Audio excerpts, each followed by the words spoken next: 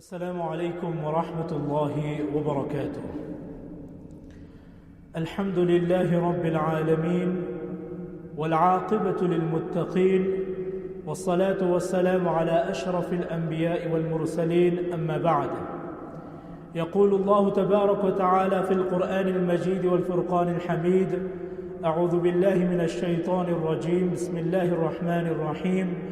يا أيها الناس كلوا مما في الأرض حلالا طيبا ولا تتبعوا خطوات الشيطان إنه لكم عدو مبين إنما يأمركم بالسوء والفحشاء.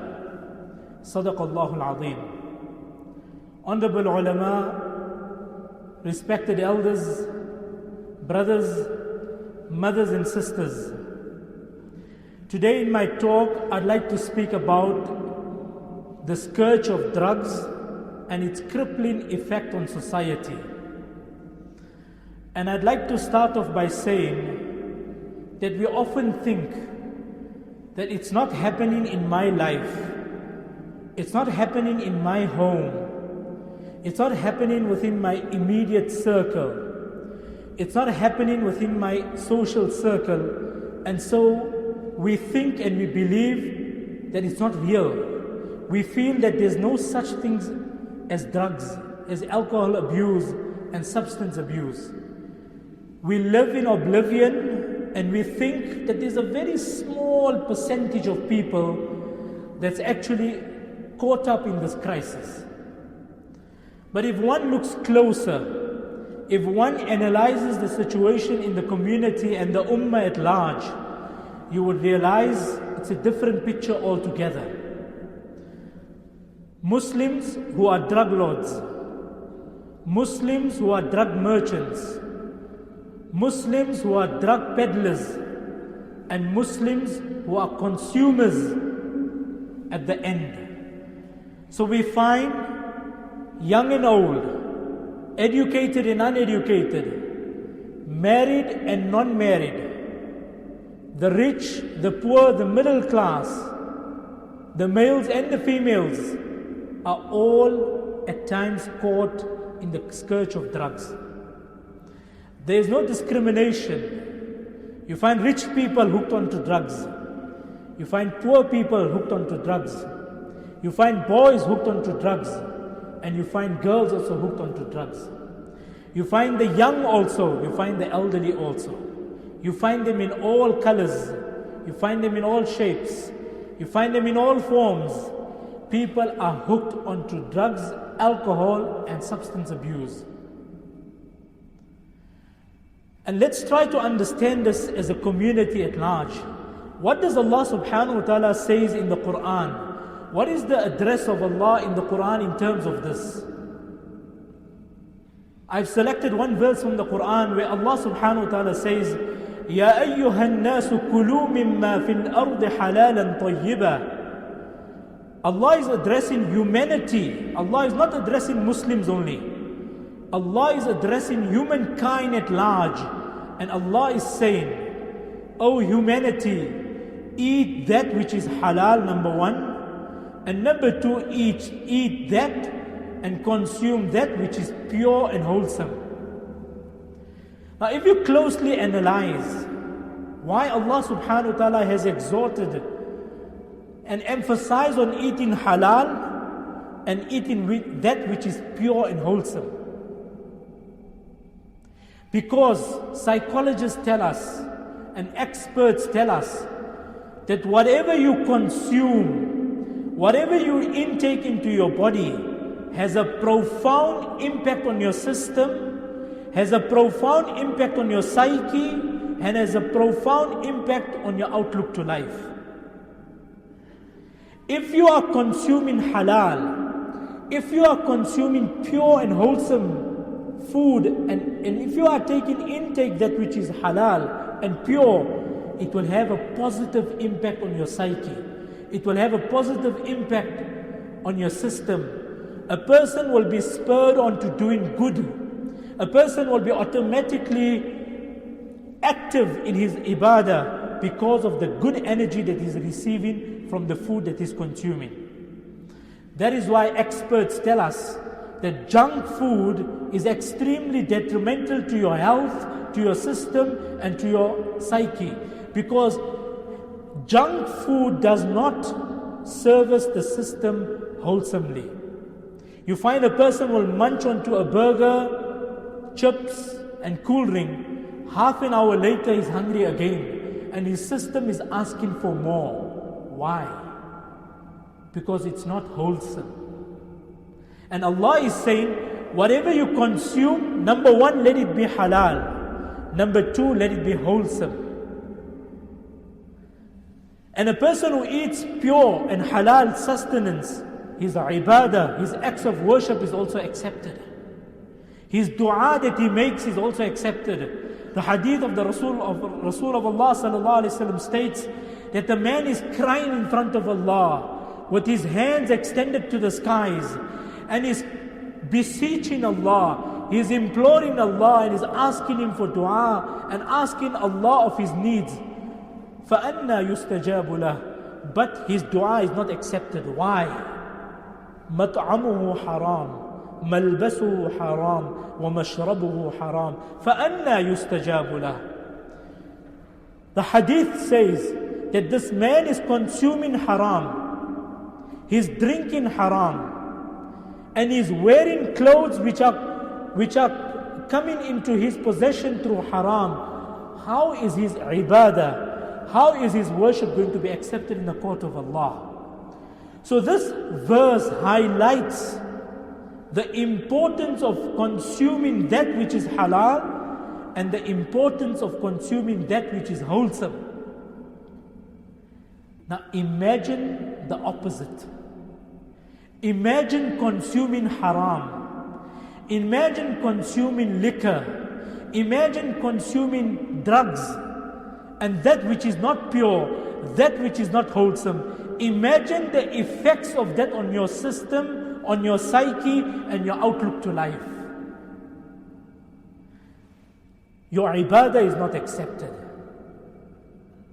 Number two, it impacts on your psyche. Ask people who are hooked onto drugs. When they experience the so-called high, they want to live on that high for the rest of their lives. When a person consumes drugs, he experiences this ecstasy. He feels he's on planet Mars, communicating with species other than humankind. He feels like he's swimming in the desert.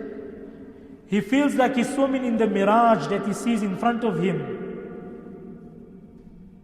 He feels like he's flying in the sky without wings. That's the kind of high he experiences in his life when he's consuming drugs. Look at the impact on his psyche. This man, when he returns from planet Mars to planet Earth, he is suicidal.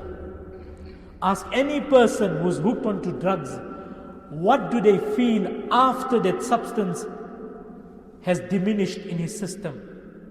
Once, it's like a cool ring. When you open the bottle, when the gas is out, when the kick is gone, you feel suicidal. You don't feel comfortable. You have weird thoughts. And so what you are consuming into your system has a profound impact on what is happening in your life. And so we need to understand that drugs and its crippling effect on society, how it is destroying our youth. You talk to that youngster, his mind is somewhere else. He's absent-minded. He wants to feel high again, and he will pay any price to feel high again. He will steal, he will pawn, he will kill, he will loot, he will hijack, just to sustain and maintain his cravings and his habit. So when Allah made drugs haram, when Allah made alcohol haram, it wasn't for the sake of making it haram. Rather, it was out of compassion. It was out of mercy unto mankind that Allah made drugs haram. It was unto mercy unto mankind that Allah made alcohol haram. Look at the case of society in which drugs are consumed. There's no security there. You don't feel safe in that community. Anytime my belongings can go, anytime my possessions could be taken off me, that community is not safe. So when Allah makes a certain thing haram in Sharia, it is out of mercy unto mankind and not to make it difficult unto people. So number one, drugs destroys your psyche, destroys your logic and your reasoning. Sayyidina Uthman ibn Affan radiyallahu ta'ala anhu used to say, I do not consume liquor because it destroys the reasoning of men. And this is the one differentiating factor between the mankind and the animal kind. Allah has blessed us with intellect, but when a man consumes liquor, when a man consumes drugs, it destroys the reasoning and the intellect of a person. That's number one. Number two, it destroys your system inside. You ask a drug addict, run for few minutes, he'll be huffing and puffing within 2 or 3 meters that he run, because he cannot control the system inside of him. It's finished, it's damaged. His lungs are unable to cope. An apple a day keeps the doctor away is for that person whose immune system is intact. But for that man who has destroyed his immune system inside, not even 10 apples a day will help him, because the system inside has been destroyed. It's rotting slowly. Today we are young, our system can combat and fight the illnesses of outside. But as we age, and as we go deeper into drugs, and we go deeper onto alcohol, it's destroying our system inside. 5 years down the line, our system will be finished. You'll find a person, he cannot run, he cannot do tasks which other people can undertake because of the system destroyed inside. So it destroys the system inside. Number three, it destroys your relationships. Nobody is willing to employ a drug addict. No employer in his right mind will employ a person who is hooked onto drugs. I'm not talking about ex-drug addicts who have come out clean. I'm talking about people who are hooked onto drugs. Secondly, in relationships, nobody will give you their son or their daughter if they know that you are hooked onto drugs. Which father in his right mind, or which mother in her right mind will say, here's my daughter, or here's my son, it's okay, you can continue with your addiction. Nobody will give you their daughter or their son. Thirdly, you will not find friends in a broader circle who are not onto drugs that will associate with you, because they also are scared of their reputation. Fourthly, your reputation is at stake. People line up at court to fight for their character and their name. They say, character defamation. My name has been brought under disrepute. Have you seen people willingly buy disgrace and humiliation by getting involved into drugs?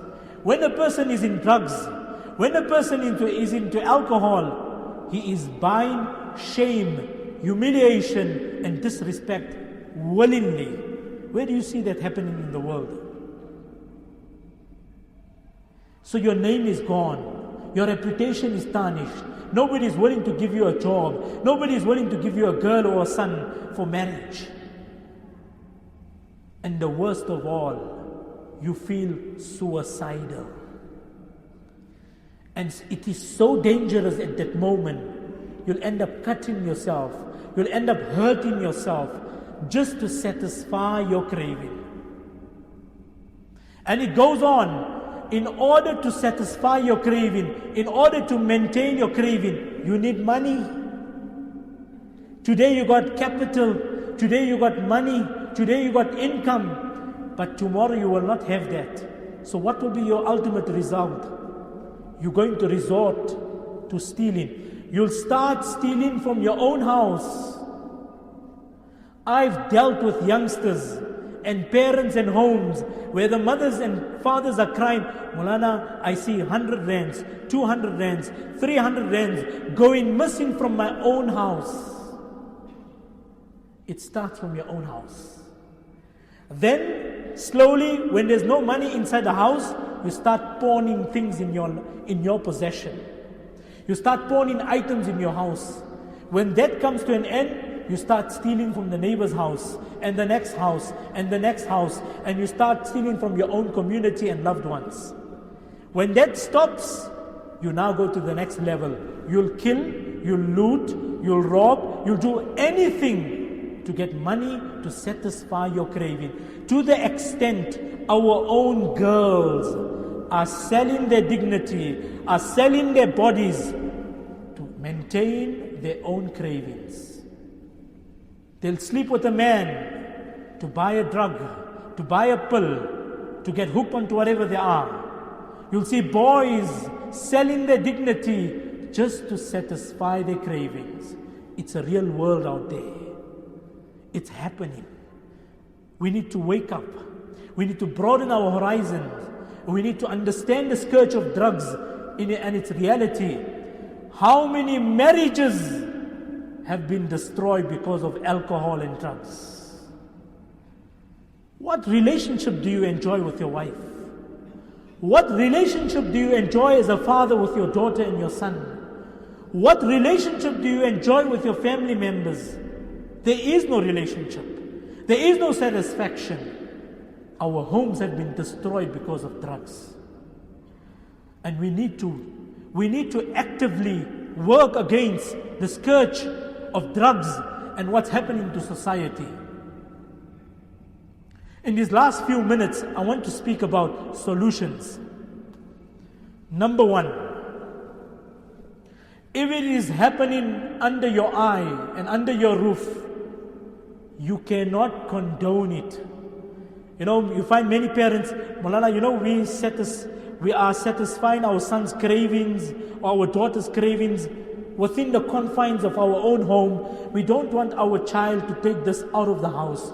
So there are parents who are buying the drugs for their children. There are parents who are buying the alcohol for their children, thinking that we'll keep it within our own circle and we'll contain it within our own circle. It must not go out. Remember, today you can afford the addiction, but tomorrow when you don't have money to buy the things that they are craving for, they will be the first people to turn against you. They will be the first people to harm you, no matter how many years, no matter how many months, no matter how many lunar calendars that you supported them for their addiction. They are going to turn on you because they need it to survive. And so don't think as a community and don't think as a parent, as a guardian, I will contain it within my own home. That's a fallacy. That's a dream. That's not the reality. I tell you, it will get worse than that. So number one, do not condone the habit in your home. Number two, do not deny the problem. Acknowledge that there's crisis in your son's life. Acknowledge that there's crisis in your daughter's life. Acknowledge that there's crisis in your partner's life. Acknowledge the problem. Number three, get professional help. There are many support groups out there, alhamdulillah. There are many counselors out there. There are many ex-drug addicts who have overcome this problem and who can help you out today, and they can help you overcome and outgrow this problem also. Number four, as a community we have a role to play, and that starts from our homes. As parents, we need to have healthy relationships with our children. We see where there's drugs involved, there's a break in communication between parents and children. There isn't a healthy relationship between the guardian and the child. My father hates me. My mother despises me. My mother has discarded me. My father has thrown me out of the house. My father doesn't want to engage me. And so the son is hooked onto drugs. Children who come from broken homes are very vulnerable, are very susceptible, and they are on the verge of getting hooked onto drugs and alcohol because of not finding a stable home. And that is why I say to parents, help your children. Have a healthy relationship with your children. Have a good relationship with your daughters. Have a good relationship with your sons. And have that healthy relationship, for this will help you protect your children from drugs and alcohol. But if you don't have a healthy relationship in your home, I'm afraid that they are vulnerable, they are susceptible, and they could be caught. Number 5, in terms of solutions, people who are hooked onto drugs, it is extremely important for them to change their environment and to change the company that they are socializing with. Because essentially, your company and your environment has a profound impact on your life. If you are hooked onto the wrong person, if you are socializing, mixing with the wrong friends, they are only going to take you further and further into drugs and alcohol and womanizing, and the list goes on. But if you have good friends and good company, they will help you outgrow the problem that you find yourself in. Lastly, brothers and sisters, people who were previously addicted to drugs and alcohol, it is our responsibility as a society to embrace them, to give them space in our circle, to accommodate them in our masjids, to welcome them in our families, and we cannot isolate them. If a person has given up his bad practices, if a person has given up his ill practices and his bad habits, we don't have the license, we don't have the liberty to taunt them or to bring them down in public. Hey, how's it? You no more pulling. You no more sniffing. It is our job to bring people closer to Allah. It is our job to give hope to people. If a person was addicted to drugs and he has made tawbah from his previous life and he has come out clean, it is our responsibility to help him. It is our responsibility to give him hope. It is our responsibility to bring him closer to Allah subhanahu wa ta'ala. We do not have the license to judge such people in life. If Allah has accepted him, who are we to judge? If Allah has given him space in his masjid, who are we to judge? We should never taunt. We should never ridicule. We should never scorn. We should never bring down anybody who is trying to change his life. Rather, we should be instruments of help and support for them. Let us try and support them. And let us give them encouragement to do better and to become better individuals in life. كل بني آدم خطاؤون وخير الخطائين التوابون. Everybody makes mistakes. His mistake is different to your mistake. He also sins. You also sin. It doesn't mean that he's sinning differently to you, that he is rejected from the mercy of Allah. He is also the servant of Allah. She is also the slave of Allah. Give her that respect and dignity and bring her closer to Allah. Bring her closer to Allah. Hate the sin, not the sinner. Hate the action, not the person. In this way, you will be able to win people over and get them out of their addiction. May Allah preserve our youngsters. Ameen, brothers. Say Ameen. May Allah preserve our homes. May Allah preserve us from all these problems that we've spoken about today. And Allah subhanahu wa ta'ala assist us and make us come out clean. Assalamu alaikum wa rahmatullahi wa barakatuh.